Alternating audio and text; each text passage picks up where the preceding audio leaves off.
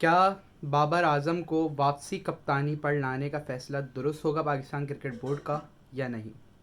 بہت سے ذرائع نے اس بارے میں بات بھی کی ہے کہ جو یہ تمام باتیں گردش کر رہی ہیں کہ بابر اعظم کو واپسی کپتان بنایا جا رہا ہے، یہ تمام سراسر غلط ہیں اور بابر اعظم سے اس بارے میں کوئی بات نہیں ہوئی ہے. لیکن ایک دوسرے پیمانے پر اگر یہ بات دیکھیں کہ اگر ایسی بات کی بھی گئی ہے بابر اعظم سے تو یہ کیوں کیا گیا؟ اس کی وجہ کیا درپیش آئی کہ بابر اعظم کو واپسی chairman Pakistan cricket board Mohsin Naqvi نے یہ چاہا کہ انہیں کپتان بنا دیا جائے؟ اور اگر بات کریں بابر اعظم کی پرفارمنسز کے بارے میں کپتانی کے طور پہ، تو پاکستان جو ہے پچھلے ورلڈ کپ میں اچھی پرفارمنس نہیں دے پایا، اس سے قبل ایشیا کپ میں اچھی پرفارمنس نہیں دے پایا، جس کی بنا پر ذکا اشرف نے انہیں ہٹا دیا. وائٹ بال کی کپتانی کا کہا گیا تھا اور انہوں نے بولا کہ میں تینوں فارمیٹ سے ریٹائرمنٹ لیتا ہوں بطور کپتان.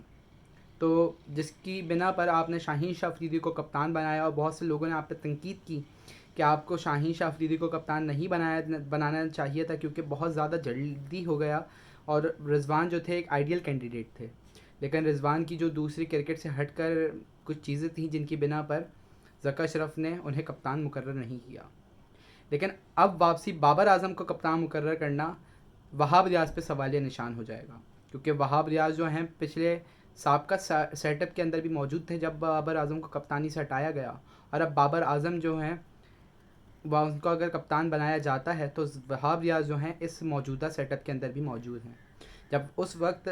بابر اعظم برے تھے، کپتانی سے ہٹائے گئے تھے، تو تب وہاب ریاض نے سوال کیوں نہیں اٹھایا؟ اور اب واپسی بابر اعظم کو اگر اتنے ہی اچھے ہو گئے ہیں، اتنی ہی چیزیں ہو گئی ہیں، تو وہاب ریاض اب کیوں خاموش نظر آ رہے ہیں؟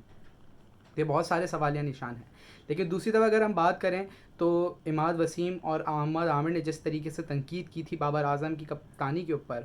جب وہ ٹیم سے باہر تھے، دونوں نے ریٹائرمنٹ لے لی تھی، تو اس وقت کو اگر یاد کیا جائے اور واپسی اب عماد وسیم نے اور محمد عامر نے ریٹائرمنٹ واپسی لے لی ہے اور محسن نقوی نے ان سے زبردستی واپسی ریٹائرمنٹ لی ہے کہ آپ واپسی پاکستان کے لیے اویلیبل ہوں، اس کے بعد بابر اعظم کو کپتان بنانا، تو یہ بہت ایک اہم پیش رفت ہوگی. کیونکہ اس کی وجہ یہ ہے کہ اس کا مطلب یہ ہے کہ کپتان آپ کا جو ہے وہ اس قابل نہیں ہوگا کہ وہ اپنی ٹیم خود مقرر کر سکے. جس طریقے سے پچھلے دنوں جب بابر اعظم کپتان ہوا کرتے تھے وہ اپنی ٹیم خود مقرر کرتے تھے، تو اس کا مطلب یہ ہوگا کہ تمام جو فیصلے ہوں گے وہ اوپر سے کیے جائیں گے اور بابر اعظم جو ہیں اس کو آگے لے کر چل رہے ہوں گے.